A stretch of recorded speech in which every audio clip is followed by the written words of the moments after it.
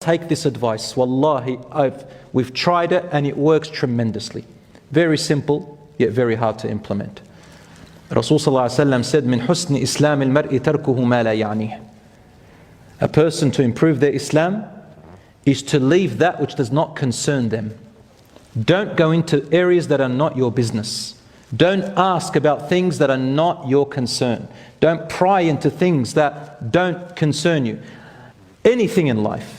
Things that don't benefit you are not of your concern. People's problems and people's secrets, don't pry into them. You're not invited, don't ask. A person didn't call, you called a person twice, 3 times, they didn't reply, that's it. Don't keep asking. You knocked on a person's door, they didn't answer. You knew they're inside. They didn't answer. Walk away with your dignity and don't talk about it. This is their right, not yours. And accept that. Allah says in the Quran, وَإِذَا قِيلَ لَكُمْ ارْجِعُوا فَارْجِعُوا. Meaning if you go to visit someone and they tell you, go back, Allah says, فَارْجِعُوا. Go back, the right is not yours.